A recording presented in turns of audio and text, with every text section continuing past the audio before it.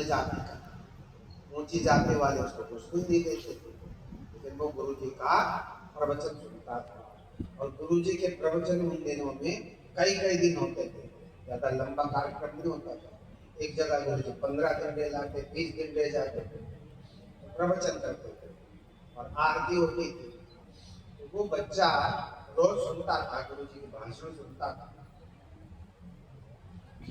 तो उसको भाई कई दृश्य उसको दिखाई देने लगे, भगवान के दर्शन होने लगे, भगवान कृष्ण के दर्शन होने लगे।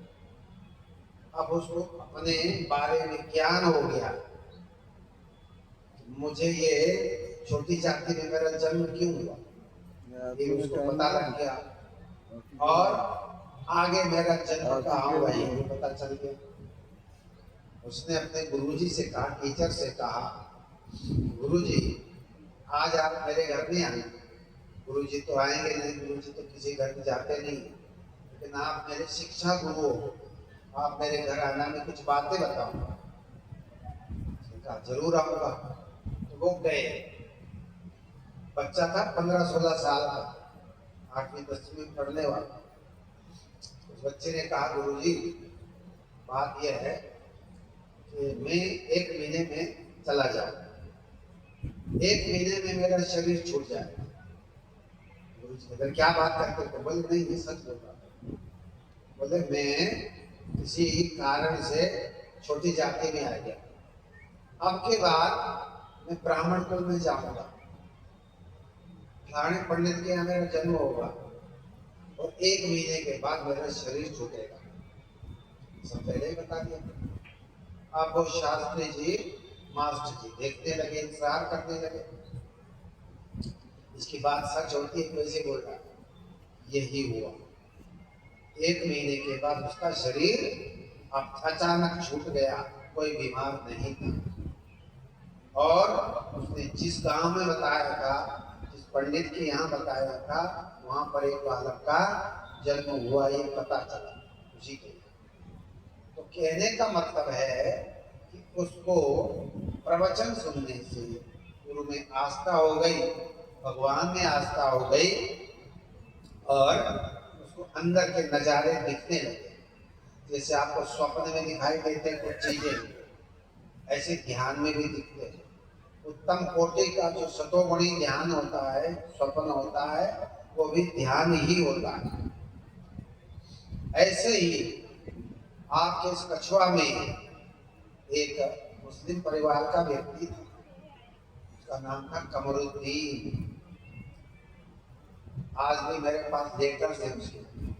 अब के बाद मैंने उसका लेख छपवाया है, जून वाले में शायद आया होगा, मुझे नहीं पता, आगे आ गया। कोई पढ़ता तो है नहीं, तो तुम्हें क्या पता। आस्तिक कौन, नास्तिक, आस्तिक कौन होता है और नास्तिक कौन होता है। आपके इसी शहर का था कमरुद्दीन, मियाँ था, और ऐसे दूर से सुनता था, तो भगवान के दर्शन होने लगे, गुरु जी के निकट में आ गया, अपने भाव सुनाया, गुरु जी प्रसन्न हो गए, गुरु जी ने चेला बना दिया। समय में भी आया कई बार, गौर वर्ण का था, गोरा था वो, मैंने देखा है। उसके चिट्ठियां मेरे पास अभी हैं, लेख है 2, एक लेख तो मैंने छपवा दिया, आस्तिक और नास्तिक के बारे में बताया। हम लोग आस्तिक उसको मानते हैं तो मंदिर में जाता है, घंटी बजाता है, तिलक लगाता है, आस्तिक।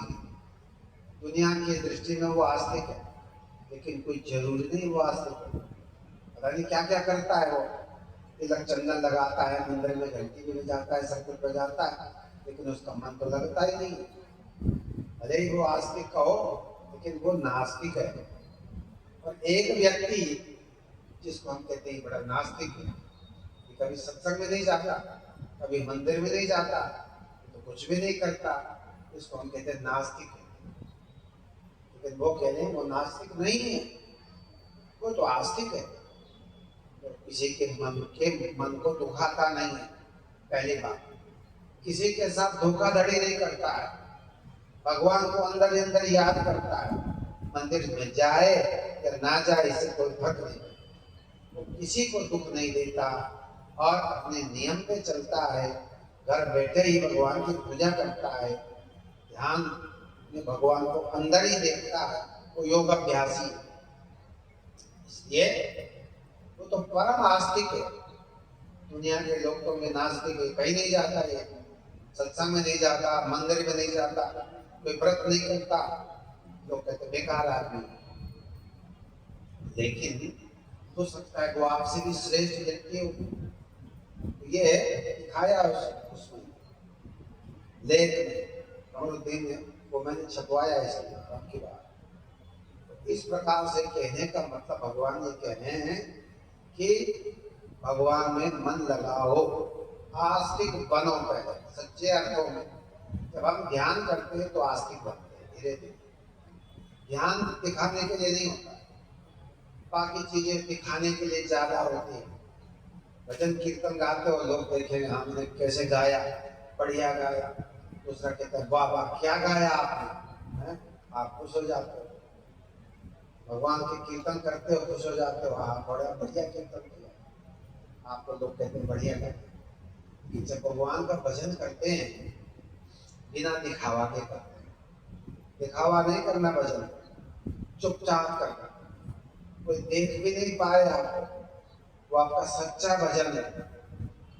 यदि लोग देखेंगे तो आपके पीछे पड़ जाएंगे, ये कोई तंत्र कर रही है ना, पता नहीं क्या करते बैठे बैठे।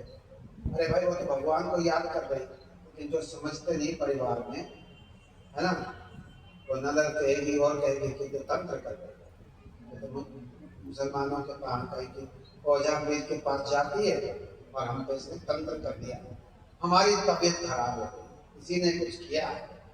अरे वो तो अपना भगवान का नाम ले रही है जी बैठ करके, लेकिन उसको भी लोग जीने नहीं देते, पता नहीं क्या करती है, तंत्र।